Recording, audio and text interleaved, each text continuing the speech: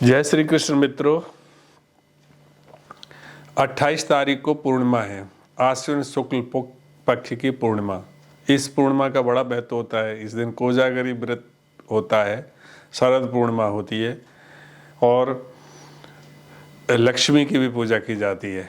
बंगाल में और आसाम में कोजागरी व्रत रखा जाता है जिसमें महालक्ष्मी की पूजा की जाती है। परंतु इस बार इस पूर्णमासी को ग्रहण होने के कारण इन त्योहारों का क्या होगा, इसके लिए मैं एक सेपरेट वीडियो बनाऊंगा। लेकिन अभी इस वीडियो में मैं ग्रहण के बारे में चर्चा करूंगा। ये चंद्र ग्रहण भारतवर्ष में होने जा रहा है और ये पूरे भारत में दृश्य होगा। पूरे भारत से इसको देखा जा सकेगा। लेकिन ये ग्रहण खंडग्रास है। खंडग्रास का मतलब होता है आंशिक चंद्र ग्रहण है, बहुत छोटा ग्रहण है जो 1 घंटे 19 मिनट का होगा। परंतु क्योंकि ये प्रत्यक्ष दृष्टिगोचर होगा, इस वजह से इसके सारे जो ग्रहण के नियम होते हैं इसमें लागू होंगे। ग्रहण का एक वैज्ञानिक दृष्टिकोण होता है और एक शास्त्रीय दृष्टिकोण। शास्त्रीय दृष्टिकोण बहुत पुराना है जिसमें ग्रहण के दौरान जप, पूजा, दान, पाठ को बहुत महत्व दिया गया है और बहुत से ऐसे कृत्य बताए गए कि जिनको ग्रहण के दौरान नहीं करना चाहिए। परंतु वैज्ञानिक इस बात को तवज्जो नहीं देते हैं। वो कहते हैं कि ये तो एक खगोलीय घटना है जो सूर्य और पृथ्वी के बीच में चंद्रमा आने से ये स्थिति बन जाती है, जो कि उसकी छाया होने के कारण चंद्रमा का कुछ पार्ट दिखाई नहीं देता, जिसकी वजह से वो चंद्रमा दब जाता है। जो भी हो वैज्ञानिकों की दृष्टि से, परंतु शास्त्र इस बात को कहता है कि चाहे वो छाया ही क्यों ना हो, क्योंकि छाया के नाम से ही हमारे 2 ग्रह हैं, राहु और केतु। उनको छाया ग्रह ही कहा जाता है और वो राहु केतु की छाया के कारण ही ग्रहण बनता है।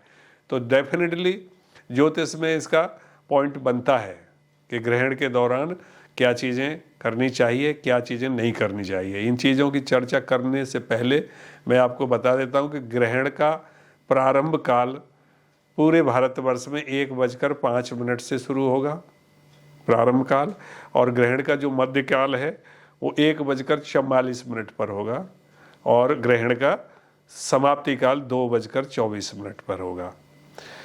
ग्रहण काल से 9 घंटे पहले सूतंक लगता है, तो इस ग्रहण का सूतंक काल शाम को 4:05 से शुरू होगा। सूतंक काल में क्या करें क्या नहीं करें, ग्रहण के दौरान क्या करें क्या नहीं करें, यह भी जानना बहुत ज़रूरी है। तो आइए सबसे पहले बात करते हैं सूतंकों की। सूतंक 4:05 से शुरू होगा, तो सूतंक काल में क्या नहीं करना चाहिए इस पर चर्चा करते हैं। सूतंक काल में ना तो हमको भोजन बनाना चाहिए, ना हमें भोजन करना चाहिए। सूतंक काल में निद्रा भी नहीं करनी चाहिए। सूतंक काल में देव दर्शन नहीं करना चाहिए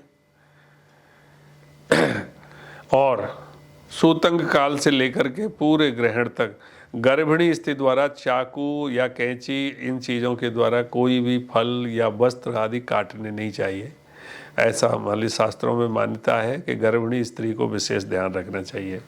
ये रहे जो कुछ कर्म जो सूतंक के काल में नहीं करने चाहिए। इसमें वृद्ध और बच्चों के लिए ये नियम जरूरी नहीं होते हैं। अब आते हैं कि सूतंक काल में क्या किया जा सकता है, क्या करें, और ग्रहण के दौरान क्या करें। ईश्वर आराधना, जप, ध्यान और दान, ये 4 चीज़ें बहुत महत्वपूर्ण हैं। ग्रहण काल के दौरान ये चीज़ें कई गुना इनका इफेक्ट बढ़ जाता है। और ग्रहण के बाद, स्नान करने के बाद सूतंक की निवृत्ति होती है। तो 2:24 पर ग्रहण करने के बाद उसकी निवृत्ति करने नहीं चाहिए। सावधानी क्या रखें? सावधानी यह है कि ग्रहण शुरू होने से पहले ही, सूतंक काल से पहले ही, प्रत्येक खाने पीने की चीज़ पर कुश या तुलसी का पत्ता रख देना चाहिए। गर्भिणी स्त्रियों को गेरू से लेप करके अपना पल्ला सिर पर ओढ़ करके रहना चाहिए।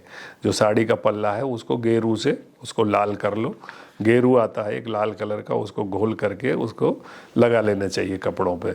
और और बच्चों को भी, बूढ़ों को भी अपने कपड़ों पर गेरुओं का निशान लगा लेना चाहिए, इससे बचाव हो जाता है।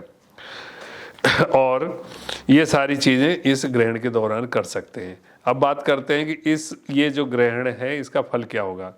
ग्रहण जो है अश्विनी नक्षत्र पे हो रहा है, तो इसमें मेष राशि वाले व्यक्तियों के लिए ये ग्रहण नेष्ट है, और कौन सी राशि के लिए इसका क्या इफेक्ट है ये भी मैं आपको बता रहा हूँ। 4 राशियाँ हैं जिसके लिए ग्रहण ठीक नहीं है, उनको इस ग्रहण का दर्शन बिल्कुल नहीं करना चाहिए।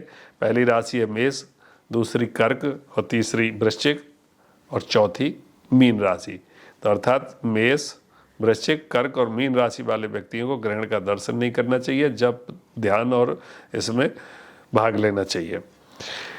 3 राशियां ऐसी है जिन पर ग्रहण का जो फल है वो मध्यम रहेगा। वो है आपकी वृषभ राशि, कन्या राशि और मकर राशि। तो कन्या, मकर और वृषभ राशि वाले जातकों को इस ग्रहण का दर्शन उनको भी नहीं करना चाहिए, और जब ध्यान और इसमें पूरा ध्यान रख दे। लेकिन 4 राशि ऐसी हैं जिनके लिए इस ग्रहण का फल बहुत ही उत्तम और श्रेष्ठ रहेगा, वो ग्रहण का दर्शन कर सकते हैं। वो है मिथुन राशि, सिंह राशि, तुला राशि और धनु राशि। तो इन 4 राशियाँ वाले जातकों के लिए ग्रहण अति उत्तम है। अब ग्रहण का देश और काल के ऊपर क्या वातावरण रहेगा।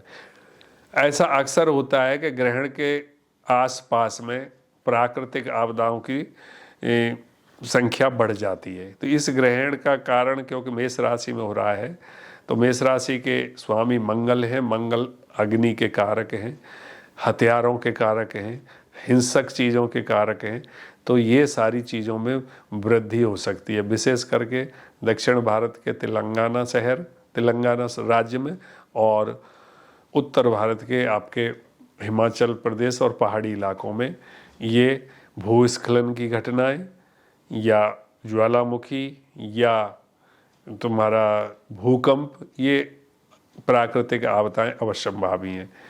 इसमें कोई अतिशयोक्ति नहीं होगी कि विश्व के किसी न किसी भाग में या किसी देश में हिंसक वारदातें हों, आतंकवादी की घटनाएं भी इस दौरान बढ़ सकती हैं। इस ग्रह का प्रभाव बहुत ही नकारात्मक है, परंतु ये जो ग्रहण है छोटा होने के कारण 1 घंटे 19 मिनट के वजह से काफ़ी हद तक इसमें घटनाओं की जो ग्रेविटी है वो बहुत कम रहेगी, ज़्यादा नहीं होगी। अब ये ग्रहण के बारे में आज को मैंने जानकारी आप लोगों को दी है, और आप लोगों ने अगर ये चैनल सब्सक्राइब नहीं करे तो कृपया चैनल को सब्सक्राइब कर लें, लाइक करें और अपने मित्रों को भी शेयर कराएं। जय श्री कृष्ण। सभी स्वस्थ रहें और ग्रहण के नियमों का जरूर पालन करें।